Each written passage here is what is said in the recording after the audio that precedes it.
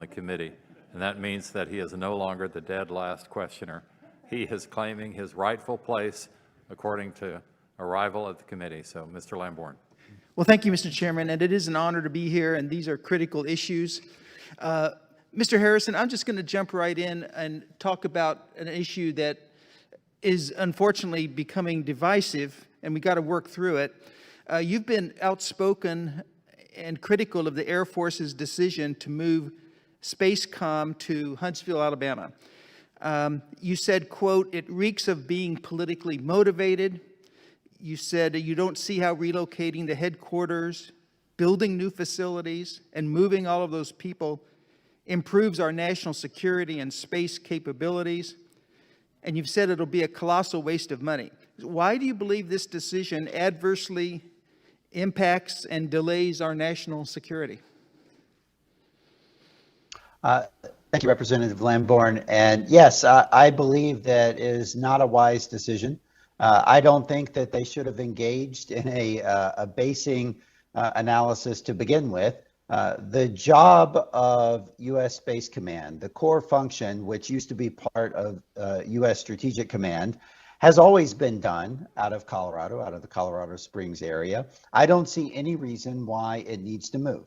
Will some of the facilities in Colorado Springs possibly need to be expanded and be upgraded over time? Absolutely. But I think it is important that we provide stability and continuity for the workforce of civilian employees that perform this important mission and have done so for many years, for the military service members who support this mission, and for all of the private sector companies that support Space Command operations that are located out in the Colorado area. I just don't see any reason why we should be moving it at this time. Building a new headquarters essentially out of scratch in Huntsville, Alabama is going to cost, upwards of possibly $1 billion, similar to what the new headquarters at U.S. Strategic Command cost. And so I just think that that's an unforced error. The way that it was announced just before the previous administration left office, the optics of that are not good. If this was a credible, decision that was arrived at purely by the merits without political influence, they could have easily handed that decision over, and a week later, the new administration could have reviewed it and made the announcement. But that's not what happened.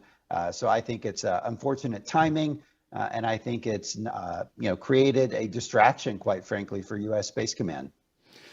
Mr. Harrison, building on your answer, if right now the command people and the warfighters are working side by side to get the job done, does it help things operationally to split them apart and put one 1,000 miles away from the other?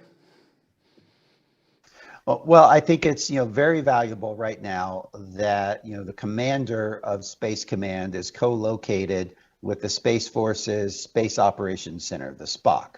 That is a critical alignment that we need to have to make sure that we can operate and have insight and visibility in what's going on in the space domain in a crisis situation. I think if they split those two functions apart geographically, that would be a big mistake, and it could potentially degrade our space capabilities in the future.